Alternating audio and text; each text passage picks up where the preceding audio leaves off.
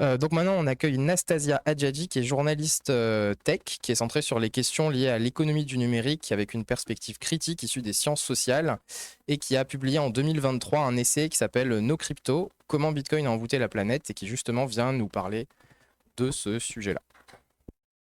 Ok, eh ben bonjour tout le monde. Du coup, la présentation a été un peu faite. Donc moi, je ne suis pas chercheur, mais je suis journaliste.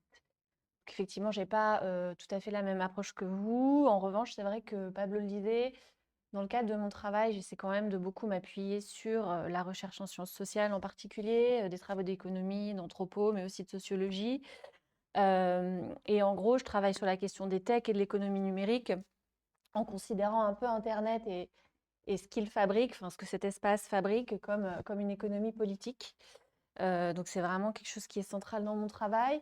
Je collabore en presse écrite majoritairement, au Monde, un peu aux Échos, et puis dans divers titres plus magazines. Donc pour Reporter, je m'intéresse un petit peu aux externalités écologiques, on va dire, de l'industrie numérique. Je travaille aussi avec Uzbek Erika et très régulièrement aussi le magazine Social Terre sur tous ces sujets, du coup, politique du numérique, écologie politique. Voilà. Et donc, effectivement, en tant que journaliste qui s'intéresse à Internet et aux technologies, et avec une approche aussi sur l'économie du numérique, j'ai très tôt croisé ce phénomène des cryptoactifs. Alors, très tôt, en fait, non, relativement tard si on considère l'émergence véritable de cette industrie en 2008 avec Bitcoin, mais moi, plus dans ma démarche de journaliste, donc c'était autour de 2020. Donc ce qui est quand même relativement tard quand même, mais ce que je veux dire, c'est qu'on me pose souvent la question comment on est arrivé là, mais quand on travaille sur les techs et le numérique, on croise les cryptos à un moment, quoi. C'est surtout ça. Euh, et donc, je voyais beaucoup d'articles qui reprenaient de manière très littérale de grandes formules comme Nouvelle Internet, Révolution, ce qui fait que j'étais sincèrement enthousiaste lorsque j'ai commencé à explorer ce sujet où j'y connaissais pas grand-chose. Avant très vite de me rendre compte que déjà il y avait des gros impensés, notamment en termes économiques, et ce qui m'est apparu assez vite, c'est qu'il y avait un véritable angle mort sur la nature profondément idéologique quand même de cette industrie en particulier, dans la lignée globalement de la tech, dont je savais qu'elle était enfin, le secteur des nouvelles technologies est intimement lié aussi à des phénomènes de nature politique et a vu naître un certain nombre d'idéologies en son sein. Donc, il m'apparaissait véritablement que le traitement était très, très parcellaire et je trouvais que c'était un carrefour vraiment très singulier de tech, économie et politique. Et donc, il m'était apparu qu'il fallait plutôt creuser le volet politique de tout ça, surtout que, à force de commencer à écrire des articles sur le sujet, je voyais bien que déjà autour des années 2021-2020, les premiers scandales avaient éclaté, les premières grandes affaires. Voilà, je sentais qu'il y avait quand même quelque chose qui était maltraité, en tout cas dans la presse francophone. Donc c'était un peu le point de départ de ce livre, du coup, Nos Cryptos, qui est donc vraiment une synthèse enquêtée, ou une enquête augmentée par des travaux de chercheurs. Et voilà, et c'est un livre en fait qui est construit, ah oui, c'était ma veille, qui est construit, donc c'est un livre qui était déjà destiné au grand public, au sens pas uniquement des gens qui connaissent la crypto. Du coup, j'ai essayé de le construire de manière assez simple autour de grands sujets thématiques qui sont autant de controverses et autant de clés d'entrée pour comprendre ce sujet. Petit point quand même méthodologique, j'ai déjà fait cette présentation et j'étais sur un public très développeur, de gens vraiment dans ce milieu, de gens pointus en informatique. Donc il m'apparaissait un peu important de préciser quelques éléments sur notamment d'où je parle et la nature de mon travail. Du coup, effectivement, moi, je ne suis pas une technicienne, hein, donc ce travail n'est pas un commentaire, une histoire déjà encyclopédique de Bitcoin et des cryptos, ni même un commentaire sur l'architecture technologique. Là-dessus, très clairement, Pablo en parle mieux que moi. Et d'ailleurs, c'était intéressant au moment où je me faisais passablement et copieusement attaquer sur Twitter, de pouvoir à des moments dire ouais, écoutez, ce n'est pas mon propos, mais regardez le travail de Pablo qui vous répondra sur ce point. Non, mais voilà, faut trouver des alliés quand même. Euh, et aussi, comme je pense que nous sommes vraiment, on en parlait un peu tout à l'heure, hein, sur un terreau qui est à la fois nourri par des affects, mais aussi des croyances. Et ouais, voilà, cette question affective entre très très fortement en jeu dans les réactions des gens, notamment les trolls et les détracteurs. Et du coup, il m'apparaissait important de dire que ce n'était pas une entreprise de discrédit d'individus ou de groupes qui ont choisi d'y croire ou d'y adhérer. C'est une critique de nature politique et c'est quand même important de le rappeler. Donc moi, mon travail, c'est véritablement essayer de comprendre les effets sociaux, les externalités de cet objet technologique associé à une économie qu'on présente bien volontiers comme immatérielle, qui n'est absolument pas, et qui en plus de ça a de vraies implications sur le réel, et aussi de réinscrire cet objet dans une histoire intellectuelle en remontant un peu une espèce de généalogie intellectuelle, alors modeste, hein, de comment, d'où c'est né, de quel terreau idéologique, intellectuel et politique. Tout ça en essayant donc d'avoir cette idée d'en faire une critique de nature politique et de réaffirmer encore une fois, et il faut le marteler, que évidemment que les technologies sont éminemment politiques. Du coup, c'est vrai que j'ai écrit à mon éditeur en disant ça, et pour justifier un petit peu le fait qu'on fasse ce livre, c'est vrai que je lui ai dit, écoute, on a un moment où finalement c'est un sujet qui n'est plus tant niche que ça. Alors, ce chiffre que je mets est à prendre avec de grandes pincettes, dans la mesure où c'est un chiffre qui provient d'une étude de KPMG et du lobby des cryptos en France, la DAN. Donc, c'était simplement une illustration pour dire qu'effectivement, c'est plus vraiment un sujet de niche quand on estime que 10%, 12% des Français, effectivement, en possèdent, voire s'y intéressent. Pour autant, ce n'est plus un sujet de niche, mais on voit bien qu'on en parle d'une manière, les Américains disent boosterism, mais c'est vraiment toujours de manière très laudative, très positive, en insistant véritablement sur cette rhétorique de l'inévitabilité, cette rhétorique de c'est le futur, etc. À tel point que au moment où je commençais ce projet, j'avais déjà droit à ces arguments massus qui composent ce petit bréviaire du lobbyiste néolibéral pro-crypto, à savoir, dès lors qu'on essaie d'avoir une critique de cette technologie, vous ne comprenez pas, n'est-ce pas? Vous ne comprenez pas. Par ailleurs, c'est comme l'Internet en son temps, tout le monde disait que nanana, et voilà ce que c'est devenu.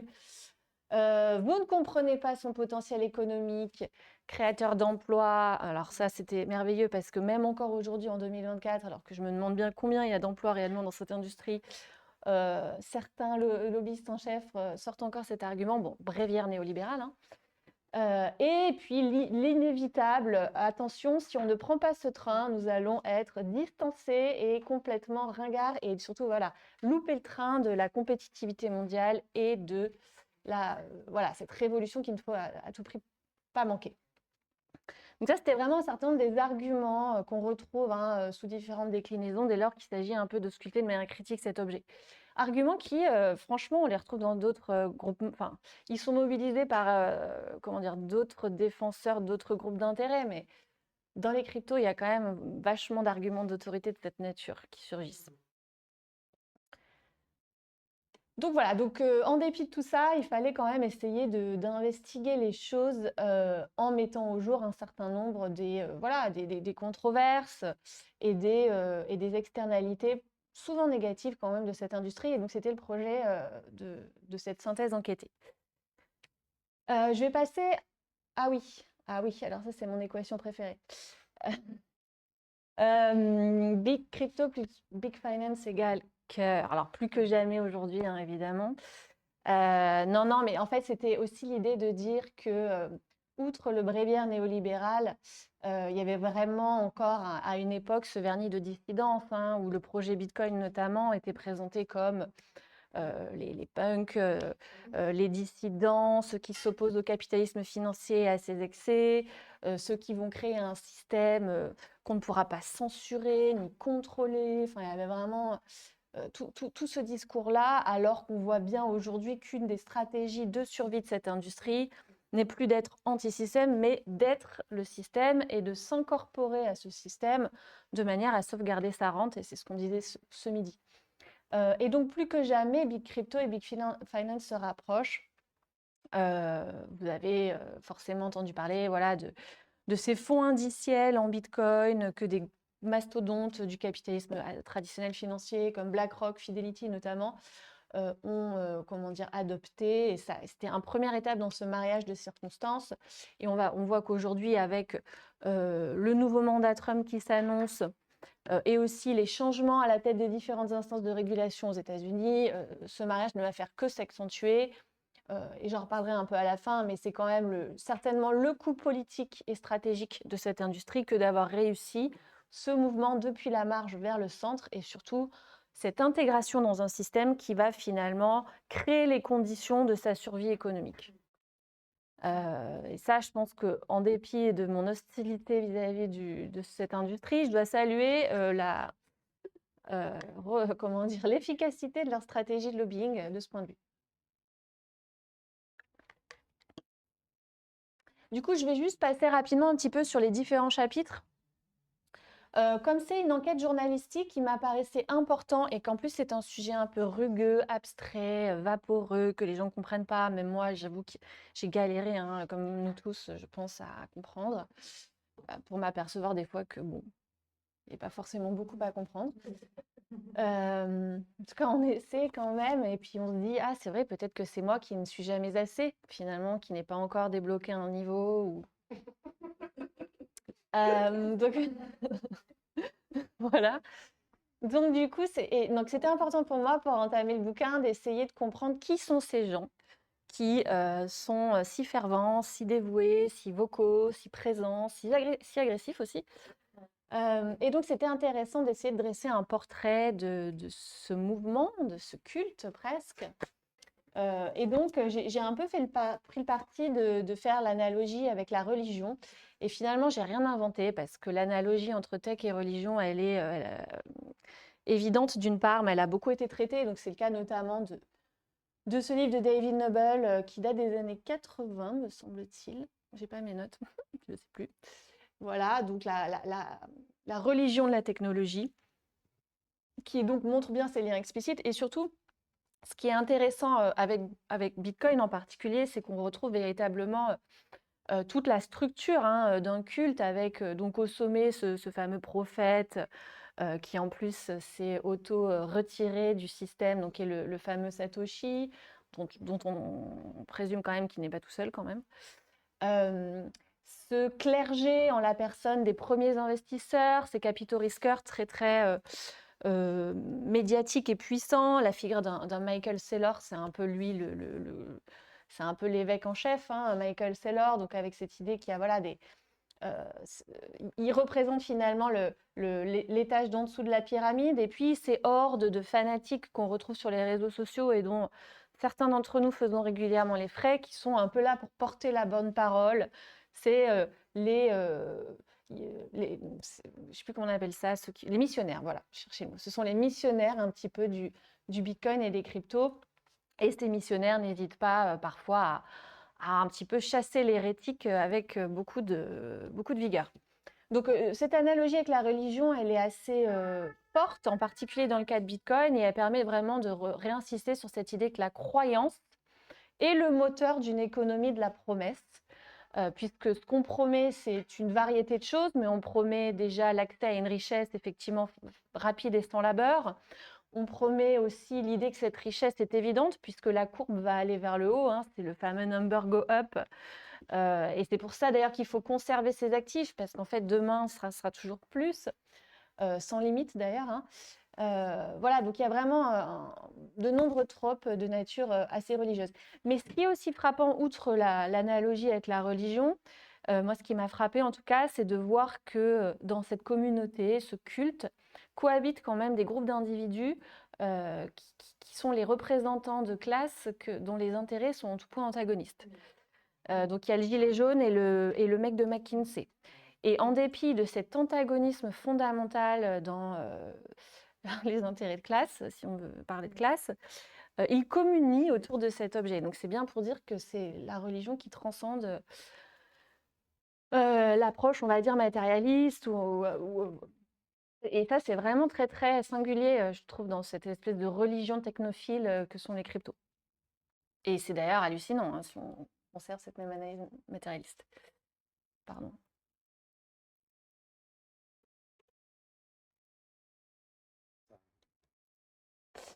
Voilà, donc ça c'était un peu le premier chapitre, histoire un peu de poser le contexte de qui sont ces gens, en insistant donc sur la très grande hétérogénéité des profils et l'antagonisme parfois de certains.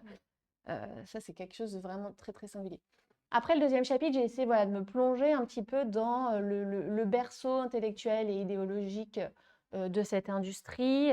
On remonte bien volontiers. Alors, la date que tout le monde connaît, c'est 2008, la crise et la création et la publication du white paper dans le sillage de cette crise. Mais ce qui est connu des spécialistes, mais je ne pense pas forcément du grand public, c'est plutôt la fin des années, enfin, le début des années 90, avec toute cette effervescence autour de la cryptographie dans les universités américaines, en particulier Berkeley, qui coïncide à ce moment-là, qui rencontre finalement une tradition politique très propre aux États-Unis, qui est le libertarianisme, avec des figures comme Ayn Rand, etc.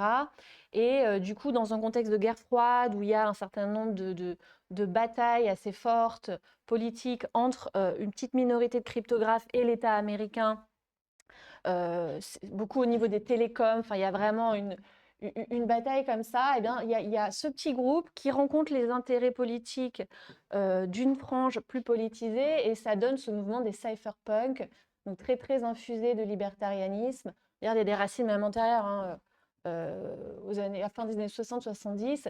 Et ce mouvement cypherpunk, donc présenté comme des rebelles, mais qui avaient une cause, qui défendent donc les libertés numériques, les notions de vie privée, d'anonymat sur Internet, là encore en conflit direct avec certaines agences gouvernementales. Hein. Je ne sais plus quel est le sujet d'ailleurs exactement de leur fight initiale. C'était la régulation, la volonté de l'État américain de réguler l'Internet, je crois. Oui, mais il y avait un la sujet. crypto war. Ouais, les crypto wars. C'est la crypto war. Mais c'était la taille des clés autorisées. voilà. Et donc, ce sont vraiment ces cypherpunks qui posent les jalons intellectuels de ce qui va advenir comme étant plus tard Bitcoin, notamment. Mais je raconte aussi dans ce chapitre que Bitcoin est finalement l'itération la plus techniquement robuste et opérationnelle d'une série d'expérimentations qui l'ont précédé sur les monnaies privées. Et je cite un certain nombre d'exemples. J'ai plus, il y a le e-gold, il y a le e-bullion aussi. Enfin, il y a tout un tas de personnages qui s'étaient essayés à faire ces monnaies qui finalement échappent au contrôle de l'État avec les outils informatiques. Et pour plusieurs raisons, certains parce qu'ils ont été, comment dire, sabrés par le FBI, d'autres parce que techniquement, ce n'était pas assez robuste, ils n'ont pas réussi comment dire, à démocratiser largement leur projet. Et c'est vrai que Bitcoin apparaît comme l'itération qui va arriver à susciter une adhésion et un usage quand même à un moment. Ah oui, pardon, j'accélère. Du coup, ça c'était un peu pour la genèse. Ensuite, dans un troisième chapitre, j'essaie de tordre le cou à l'idée que cet investissement, il est forcément fiable, sûr, véhicule d'une richesse future assurée sans labeur. Et je reviens un petit peu sur les grands scandales qui ont émaillé quand même toute l'histoire de la crypto-économie, hein, depuis ce premier grand cyberbraquage de l'histoire de Bitcoin qui était l'affaire Mt. Gox, à une époque où Mt. Gox était la seule plateforme pour acheter et vendre du Bitcoin, hein, très éminemment centralisé comme marché à ses débuts. Et puis après, jusqu'à FTX, effectivement cet effondrement de 2022, cette succession de scandales de 2022 qui a abouti au procès qui ne figure pas dans le livre parce que postérieur, en 2023, mais avec la condamnation de Bankman-Fried pour fraude, etc. J'aborde également ce qui est l'éléphant dans la pièce, hein, mais qu'on oublie quand même opportunément, qui est le coût écologique abyssal de cette industrie. Je parle beaucoup du minage, comment dire, la géopolitique un petit peu du minage, avec cette idée que ça voyage, c'est une industrie extrêmement parasitique qui va voyager au gré des fluctuations du prix de l'énergie. Donc, aller là où l'énergie est abondante et peu chère. Donc, au début, c'est en Chine. Vous parliez des barrages, effectivement, parce que l'hydroélectrique, c'est important. Puis, ça a été le Kazakhstan aussi, où là, c'était plutôt des centrales à charbon. Et désormais, beaucoup aux États-Unis. Il y en a, ça s'est quand même pas mal dissipé. Il y en a aussi en Russie. Mais globalement, on a une industrie qui restimule et relégitime pour partie l'industrie de l'énergie fossile, puisque vu la consommation énergétique énorme que ça demande, et alors aujourd'hui avec l'IA générative, on est sur d'autres, là encore, on a franchi un seuil, évidemment que tout ça ne tourne pas qu'à l'éolien et à l'énergie verte. Donc là, c'est un peu l'objet du chapitre. Je rappelle aussi qu'il y a une controverse sur les données, que c'est très compliqué d'estimer de manière fiable le poids écologique de cette industrie parce qu'on n'a pas de lecture en temps réel extrêmement précise. Donc il y a controverse entre Diginomics, Digiconomics, qui fait des estimations assez alarmistes, et Cambridge, l'index de Cambridge, qui est un peu moins alarmiste, mais qui quand même explique que c'est des térawattheures dans le vent, quoi. Et aussi cette espèce de controverse complètement stérile de la part des avocats de cette industrie qui expliquent que oui, Bitcoin peut servir à la transition énergétique. Bon, alors là, il va falloir qu'on m'explique qui donne du crédit à ça, parce que voilà. Donc évidemment que non, et ça c'est une excellente enquête du New York Times sur concrètement aux États-Unis la pollution, alors électrique, mais aussi l'eau, le bruit, qui est de manière, on en parle de plus en plus, le bruit et le fait que ça rend électrosensible, enfin voilà. Donc effectivement une aberration de ce point de vue. Le 5e chapitre, c'est un chapitre important à mon sens, puisque j'essaie d'explorer cette notion qui est le cryptocolonialisme, ou comment, au nom comment une industrie privée, essentiellement des grandes entreprises privées, vont s'installer sur des zones du monde qui sont le plus souvent en proie à une forme de chaos monétaire, des zones du monde où les institutions publiques sont fragiles, voire inexistantes, où les pouvoirs sont facilement corruptibles, et elles arrivent avec leurs valises lestées de promesses, des emplois, un développement, nanana. Et finalement, on assiste comme ça à un transfert de responsabilité de la part d'institutions publiques de pays fragilisés vers des personnalités qui sont issues de ces entreprises privées capitalistiques et qui n'ont d'autre objectif que de faire du profit. Et donc, je reviens sur le cas du Salvador, évidemment, avec ce fameux président bitcoiner, avec à sa gauche un propagandiste américain du Bitcoin qui a été élevé au rang de quasi-ministre là-bas au Salvador. Mais le Salvador n'est pas un cas isolé. On retrouve la même chose à Porto Rico. Et puis alors, ce qui est encore plus dramatique maintenant, c'est que c'est l'Afrique qui est ciblée par ces entrepreneurs. République démocratique du Congo notamment, enfin tous ces pays où il y a soit un chaos monétaire, soit un chaos politique, voire les deux. Et donc là-bas, les promesses de la blockchain pour émanciper le peuple, c'est un peu ça le discours. Donc l'idée, c'était voilà, d'essayer d'aborder ça par l'angle d'une perpétuation des rapports coloniaux et des rapports d'exploitation nord-sud, mais avec ce vernis technologique et de cool qui fait encore une fois office d'outil de communication et de marketing malheureusement puissant. Et enfin, le dernier chapitre était dédié à l'analyse des risques politiques que pourrait faire courir cette industrie, en partant du principe et en reprenant, je me suis énormément inspirée des travaux de David Golumbia, qui a écrit ce livre d'une prescience majeure en 2016 sur les fondements réactionnaires du Bitcoin et en quoi ceux-là sont encodés véritablement dans le projet depuis sa conception technique jusqu'aux idées qu'il véhicule. Donc sur cette idée que les principes économiques sont ceux de l'école autrichienne d'économie, que les principes politiques sont extrêmement conservateurs, voire réactionnaires, et que le tout, finalement, fait le lit d'une révolution conservatrice globale qu'on voit advenir devant nos yeux, de manière quand même assez frappante aujourd'hui. Je parlais déjà d'une forme d'esprit de nihilisme, où on va surfer sur un désenchantement et dont les causes sont... Finalement, parfois, on arrive même à être d'accord sur le constat, mais c'est la solution à apporter sur laquelle on diverge. Mais plutôt que de s'en sortir par penser de nouveaux collectifs, penser en commun, avoir ces démarches-là, c'est vraiment l'hyper-individualisme, le casino et la richesse individuelle, l'esprit businessman et entrepreneur, et tout ça insufflé à de très jeunes personnes. Et somme toute, une espèce de disposition très nihiliste qui semble quand même se voyager à travers ces objets-là. Et donc, je revenais quand même assez extensivement sur le travail de David Golumbia. Et aujourd'hui, eh bien, David Golumbia avait raison. Donc voilà, Trump, born again du Bitcoin. Faut-il rappeler qu'il s'était moqué de cet actif en 2021 en le qualifiant de spéculatif, et il avait tout à fait raison. Mais maintenant, voilà, c'est le nouveau, comment dire, la nouvelle tête de gondole de l'industrie. Ouais, et il a su s'entourer de puissantes personnalités qui, alors là, c'est pas la seule explication au fait que Bitcoin ait dépassé récemment les 100K, mais en tout cas, ce qu'on peut dire du commentaire récent, c'est que cette industrie s'est constituée en nouveau monstre du lobbying politique aux États-Unis.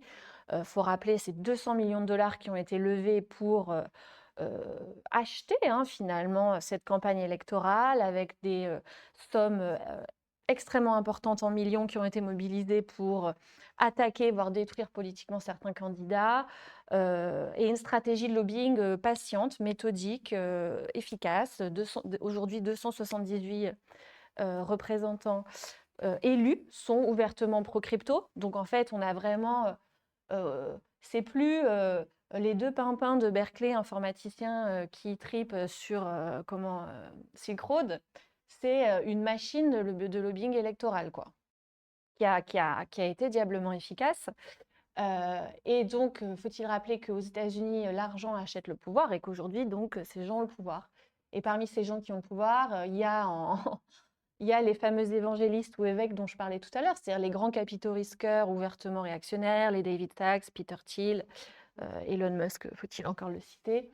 Voilà, donc et c'est pas la seule explication au fait que Bitcoin ait franchi les 100K. Hein. Je ne sais pas si certains ici sont des experts de Tether, Tether, ouais, Tether, je n'arrive pas à le dire en français.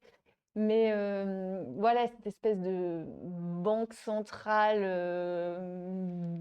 qui fait un peu office de banque centrale de la crypto quand même, à imprimer à gogo des milliards de jetons soi-disant arrimés à $1 pour acheter des bitcoins, ce qui explique quand même aussi qu'il y a une espèce de fausse demande qui est stimulée. Donc un ensemble de facteurs qui laissent suggérer quand même une accélération vers le pire du technocapitalisme écocide et antisocial, qui risque d'être la perspective de ces 4 prochaines années. Et juste un dernier mot pour dire que quand même, j'ai rouvert mon livre. Et en page 66, je citais, là encore, une newsletter super qui s'appelle Concoda. Bon, c'est très, comment dire, c'est vraiment pour les insiders de la finance, mais il prédisait que, en fait, le endgame de l'industrie de la crypto serait de s'intégrer au système en disant, dès lors que l'on doit protéger ses actifs, il faut devenir too big to fail. Donc l'étape 1, c'est d'être dans les petits papiers de Wall Street. Et l'étape 2, et ça c'était une des musiques de la campagne américaine, c'est faut-il faire de Bitcoin une réserve stratégique? On s'en fout, ils n'en ont pas besoin. Mais en réalité, l'industrie de la crypto a besoin que le gouvernement prenne du Bitcoin parce que si la bulle devrait rééclater, ce serait BlackRock, Fidelity et le gouvernement américain qui absorberaient le choc. Et donc je pense que c'est là l'objectif c'est l'objectif stratégique et politique de cette industrie. Ne plus être en dehors du système, mais être le système pour, encore une fois, protéger sa rente, au détriment, évidemment, de tout le monde. Voilà.